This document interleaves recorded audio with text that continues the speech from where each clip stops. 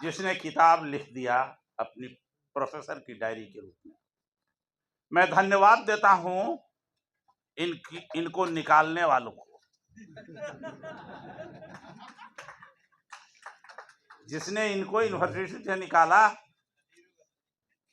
उनको मैं धन्यवाद देता हूं। धन्यवाद इसलिए दे रहा हूं कि शायद ये निकाले न जाते तो ये डायरी न लिखते। और फिर इस डायरी में कि अंत में जो इन्होंने लिखा है कि तुमको तो बचाने वाला, नौकरी देने वाला मुलायम सिंह यादव और लालू यादव भैया है, तुमको जरूरत किसकी है, ये भी उन्होंने। लेकिन सवाल इसका नहीं है। सवाल है कि मुलायम सिंह और लालू यादव का नाम लेकर के क्या कहना चाहते हैं, या जो अपने गुरु से अर्जी करने गए कि शायद इनको बचा ले, तो उसने जो जवाब दिया इनको इंटरव्यू में बचाने के बदले कि तुमको तो कहा ही था कि तुम बहुत आगे निकल गए हो, अब बचना मुश्किल नहीं है, मुश्किल है। नहीं बचे, अच्छा हुआ नहीं बचे। अच्छा ही हुआ नहीं बचे, किसी न किसी को तो आगे आना होगा। तो मैं इस किताब के बारे में बहुत सारे सब वक्ताओं ने कुछ कुछ कहा है, मैं उसके विस्तार में नहीं जाता हूं चूंकि समय हो चुका है। लेकिन एक बात शिक्षा के बारे में जो कुछ भी कही गई है, या जो लक्ष्मण यादव जी को जो कहा गया जाति सूचक से, जो जातिवादी इनको बनाया गया है, तो मैं इसके बारे में एक बात कहना चाहता हूं कि जात किसने बनाया? क्या शूद्रों ने जात बनाया? जात तो इसने नहीं बनाया।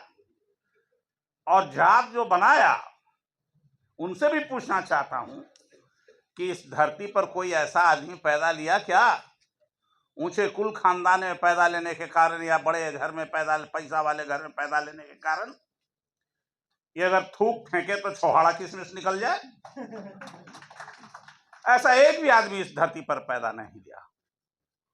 इसीलिए हम कहते हैं कि ये जो जिस ग्रंथ ने शूद्र बनाया, जात बनाया, ये सब तथाकथित होशियार लोगों का देन है, चतुर चालाक लोगों का देन है, और हम भी उस जाल में फंस जाते हैं।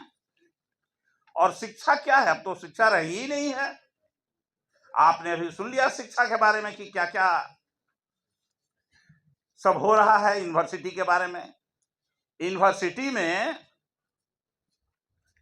कौन लोग बैठे हैं ऊपर में अभी, जो बढ़िया से बढ़िया झूठ बोल सकता है, धोखा दे सकता है, वही लोग बैठा है यूनिवर्सिटी में, और उसको कहा जाता है बहुत बड़ा ज्ञानी। मैं एक घटना आपको अपने जीवन का सुना रहा हूं। मैं लौट रहा था अपनी पत्नी के घर से, आदिवासी इलाका गुमला से। रास्ते में बाजार लगी थी, लीची बेचने का समय था। हमने एक बुढ़िया को देखा कि एक टोकरी में एक टोकरी लीची रखी हुई है। हम उतर गए, चूंकि जो मुजफ्फरपुर का लीची है इससे भी ज्यादा सुंदर दिखाई दिया हमको और बड़ा दिखाई दिया। हमने पूछा, बूढ़ी माता जी ये कैसे लीची है? तो कही कि 1 रुपया में 5 है। तो हमने सोचा, अरे तो 20 रुपया में 100, आज 100 रुपया में अगर ये पूरा टोकरी इसका हो जाएगा तो हम क्यों नहीं पूरा टोकरी इसका ले लें। हमने ये 1 किलो मिठाई का भी दाम उतना में नहीं होता, उससे भी कम है ये, अब बहुत अच्छा चीज होगा। हमने जब कहा उस बूढ़ी औरत को, बूढ़ी माता जी जितनी लीची है तुम हमको सब दे दो, जानते हैं क्या जवाब दी? जवाब दिया उसने जिससे मेरा सिर शर्म से झुक गया।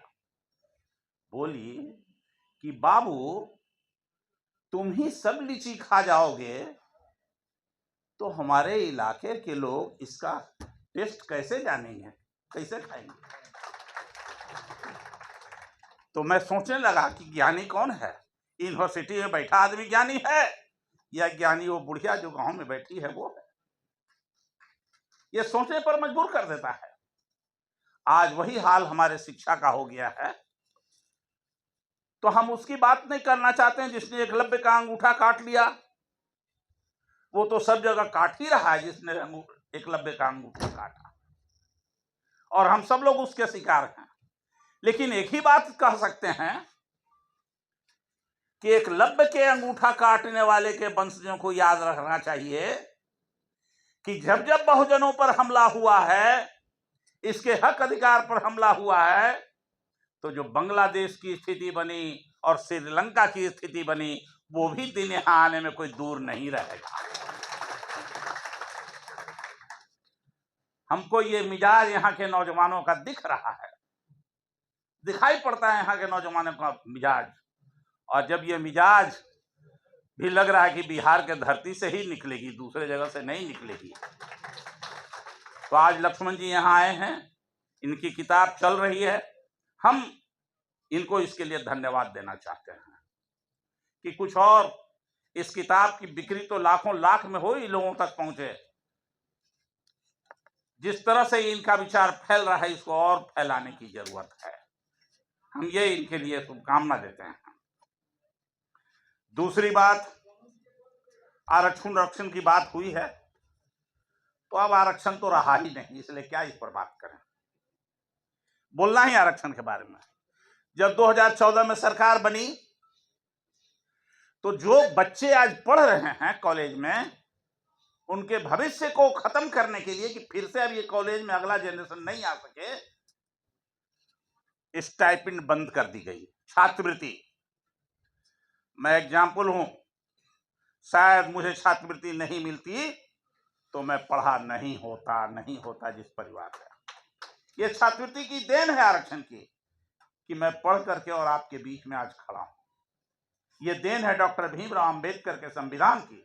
इसलिए उस महान आत्मा के प्रति नतमस्तक होकर कहते हैं कि जब तक ये धरती रहेगी तब तक उसकी आवाज बुलंद होते रहेगी, डॉक्टर भीमराव अंबेडकर की। आरक्षण, छात्रवृत्ति तो बंद ही हो गई। एक और आप सब लोगों को शायद पता भी नहीं हो, डीओपीटी का एक आदेश निकल गया उसी समय, जो जिस कोटि का है उसी कोटि में रहेगा। ये बहुत सारे दलित आदिवासियों को ही पता नहीं कि जो जिस कोटि का है उसी कोटि में रहेगा। मैं एक्सप्लेन करूंगा तो आप लोग जाके देख लीजिएगा। हम एक्सप्लेन करेंगे तो समय नहीं है, इसलिए मैं उससे आगे बढ़ता हूं एक एक करके। और जो नौकरी देने वाली संस्थाएं थी उसको बेच दिया गया निजी क्षेत्रों के हाथे, और निजी क्षेत्रों में आरक्षण नहीं।